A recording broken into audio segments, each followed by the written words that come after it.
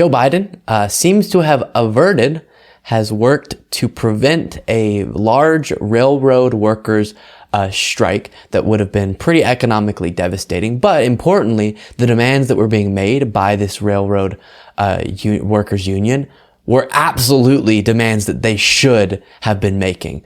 And so I'm glad they're getting some concessions out of this. Doesn't seem like enough.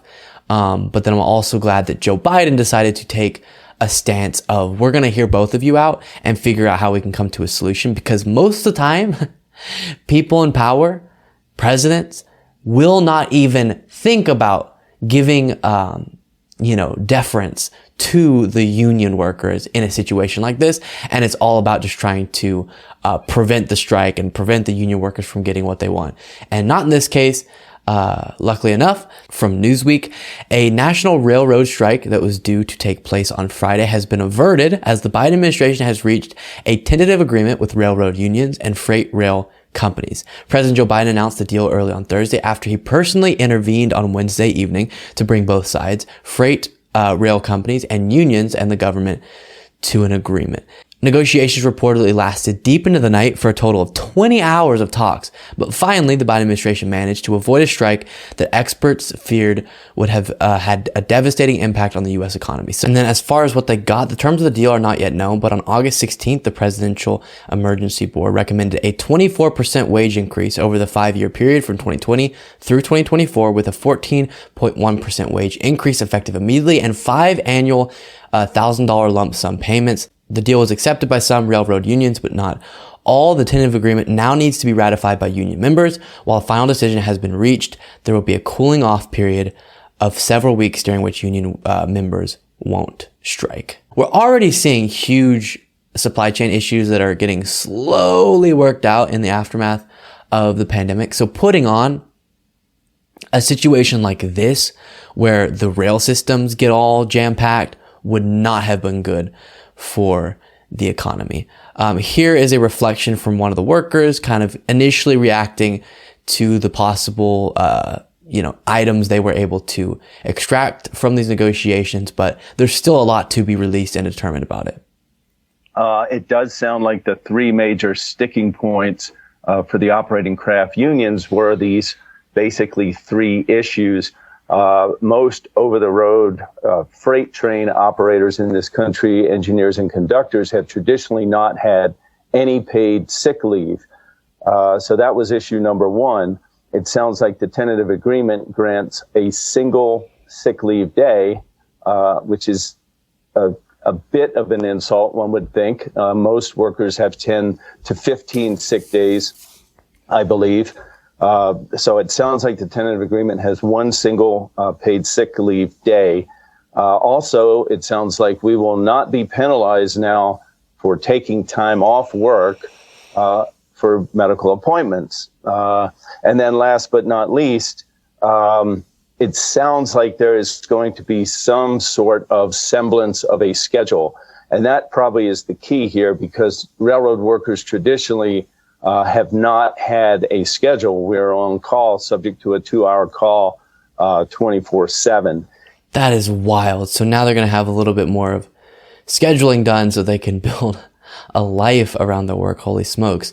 But you heard there, these are basic demands. We're talking about one, this is as many as they had hoped, likely, but what they expected was one sick day paid.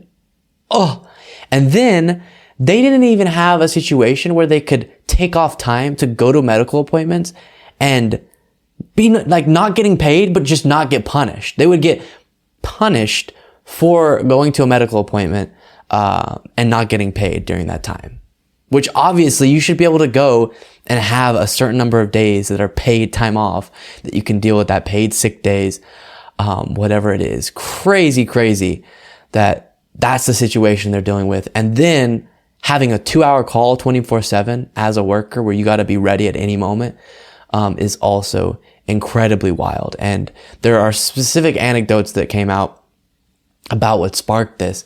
And really, people are getting punished for doing very basic life things and trying to deal with that in their job, going to medical appointments and not having the ability to even take off that unpaid time, which is incredibly crazy. Here is Biden being asked about this, the fact that he averted it, and his response. Mr. President, you have just averted a nationwide railroad strike that would have been crippling to the economy. How did you do that? And what were those last hours like in the negotiations? Well, look, we brought business and labor together. One of the things that happens in negotiations, particularly if they've been elongated like these have, is people say and do things where their pride gets engaged as well. And it's awful hard to back off of some of these things. So what we did was just say, look, let's take a look. Let's take a look at what's happening.